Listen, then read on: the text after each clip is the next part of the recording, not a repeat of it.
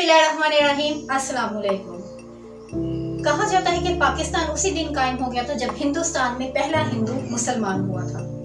पाकिस्तान की पहली ईंट एक 17 साल कम सिन नौजवान ने सिंध की फतह की सूरत में लगाई। इस्लामी हुकूमत का ये अजीम लश्कर सिंध फतह करता हुआ हिंदुस्तान पहुंचा और यहाँ इस्लामी परचम लहरा दिया गया।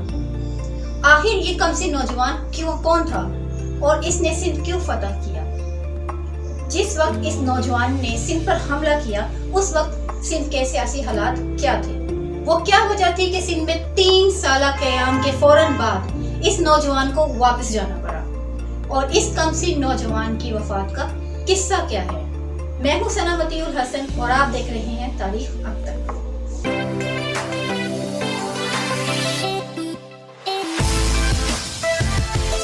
दोस्तों, यह जमाने की बात है जब मुसलमान हकीकतन मुस्लिम ईमान थे। मुसलमान अपनी इनफरादी जात से बालातर होकर उम्मत मुस्लिमा की सरबुलंदी के लिए काम करते थे।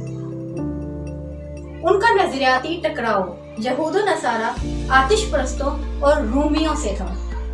जिस कौम का नजरियाती निजाम जितना मजबूत होगा उतनी ही वो फतह से हमकिनार हो। ताकत का तवाज़ुन हो ना हो, लेकिन ईमान का तवाज़ुन मुसलमानों के हक में था। जी तो दोस्तों, ये उस ज़माने की बात है जब अरब में उमवी ख़ानदान के छठे खलीफा वलीद बिन अब्दुल मलिक की हुकूमत थी। वलीद बिन अब्दुल मलिक एक इंसाफ पसंद, बहादुर और सच्चे दीनदार मुसलमान थे। उनकी बहादुरी और उनकी दीनदारी की शोहरत अरब से निकल के दूर दराज इलाकों तक फैली हुई थी।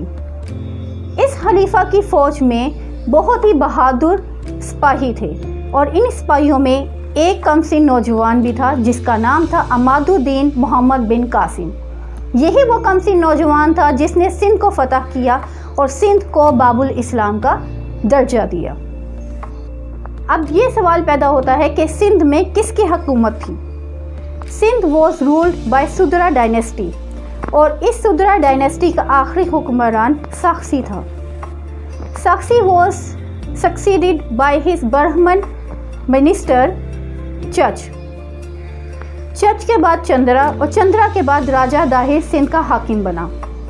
यही वो राजा दाहिर था जिसने सिंध में अरब हमले को फेस किया।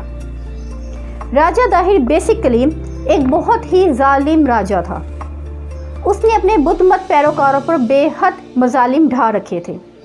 अवाम और हुकूमत दोनों के दरमियान एक दीवार हाइल थी। यही वजह है कि जब यहाँ पर मुसलमान हमला आवर हुए तो यहाँ की राया ने अमूमन मुसलमानों का ही साथ दिया। ये बात सच है कि सिंध 712 हिजरी में फतह किया गया, लेकिन इसका ये मतलब नहीं है कि इससे पहले इस सिमत में कोई कोशिश नहीं की गई। 644 हिजरी में अब्दुल्ला बिन उमर यहाँ आया और उसने मकरान के हाकिम को शिकस्त दी, लेकिन ये शिकस्त इतनी वर्थवाइल नहीं थी। It was not considered worthwhile to annex Sindh. उसने अपने हाकिम को लिखा कि यहाँ के फल अच्छे नहीं हैं, डाकू और लुटेरे बेबाक हैं, पानी की बहुत ज़्यादा किल्लत है, अगर थोड़ी तादाद में फ़ौज भेजी गई तो वो तबाह बर्बाद हो जाएगी, और अगर ज़्यादा तादाद में फ़ौज भेजी गई तो वो फाकों से मर जाएगी।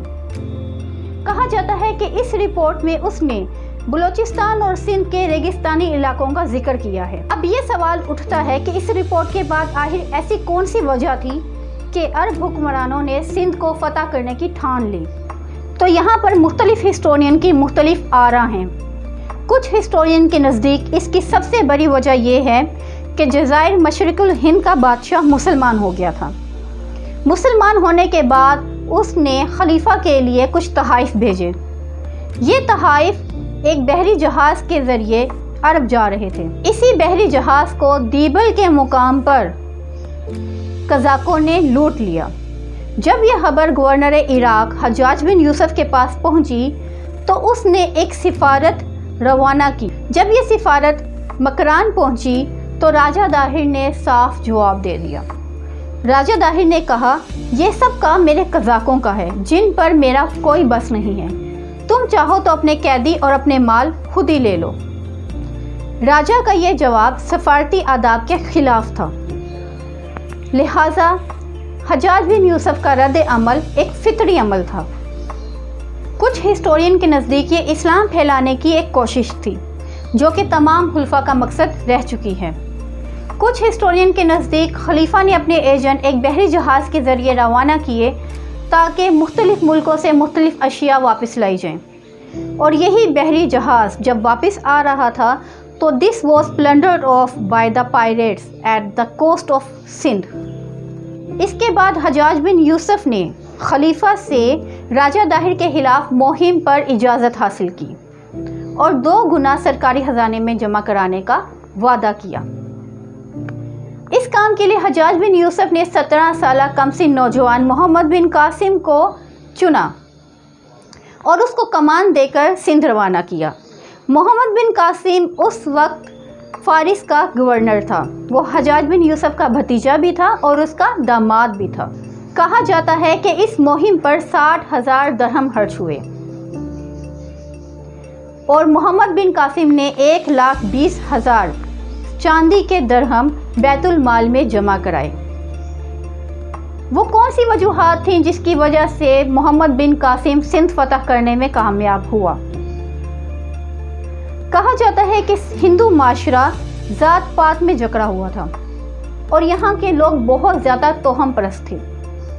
شاستروں کی کتابوں میں لکھا تھا کہ ہند کی فتح مسلمانوں کے ہاتھ ہے، اسی لیے جب مسلمان یہاں حملہ کرنے آئے تو کوئی بھی ہندو آگے بڑھ کر اس حملے کو نہ روک سکا۔ ہندو معاشرے میں زیادہ تر بدھ مت کے پیروکار تھے جو ہندوؤں کے سلوک سے بالکل بھی خوش نہ تھے، لہٰذا ان کی ہمدردیاں حکومت کے ساتھ بالکل بھی نہیں تھیں۔ جب مسلمان یہاں پر حملہ آور ہوئے تو ان لوگوں نے اپنی وفاداریاں تبدیل کر لیں اور اپنی قسمت عربوں کے ساتھ منسلک کر دی۔ ہندو معاشرہ ذات پات میں تقسیم تھا اور یہ لوگ فوجی اتحاد سے ناآشنا تھے۔ Dahir was not having strong force اور یہی اس کی شکست کا موجب بنی۔ محمد بن قاسم کی فتح کی ایک سب سے بڑی وجہ یہ بھی تھی، جب محمد بن قاسم سندھ پر حملہ آور ہوا تو مکران کے حکمران نے نہ صرف فوج کی پیشکش کی بلکہ اس نے جیوگرافیکل انفارمیشن بھی محمد بن قاسم کو دی، اور یہی معلومات اور یہی فوج میں اضافہ محمد بن قاسم کی کامیابی کا سبب بنا۔ محمد بن قاسم نے سندھ میں 3 سال قیام کیا۔ اس کے بعد محمد بن قاسم نے باقی ہندوستان کو بھی فتح کرنے کا منصوبہ بنایا، لیکن اس سے پہلے کہ یہ منصوبہ پایا تکمیل تک پہنچتا، محمد بن قاسم کو فوراً واپس بلایا گیا۔ وہ کون سی وجوہات تھی کہ خلیفہ نے فوراً سے حکم دیا محمد بن قاسم کو کہ میرے پاس چلے آؤ؟ خلیفہ ولید بن عبد الملک کی وفات کے بعد اس کا بیٹا سلمان بن عبد الملک تحت نشین ہوا۔ اس کی 2 وجوہات بیان کی جاتی ہیں۔ پہلی وجہ راجہ داہر کی بیٹیاں سریا دیوی اور پرمل دیوی ہے۔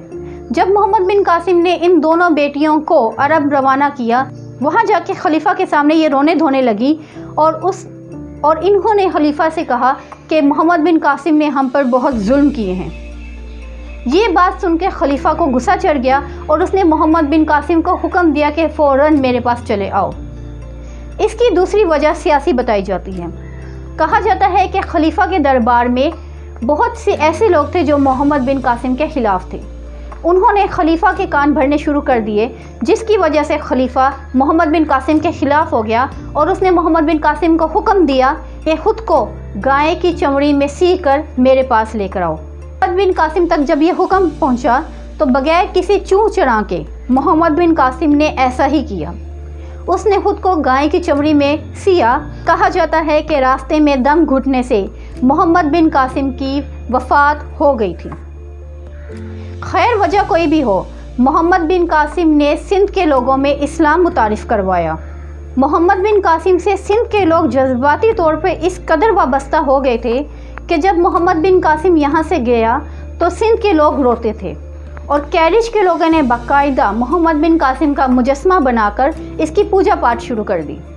محمد بن قاسم کے 300 سال بعد تک کسی بھی مسلمان نے ہندوستان کے کسی علاقے کو فتح کرنے کی کوشش نہیں کی۔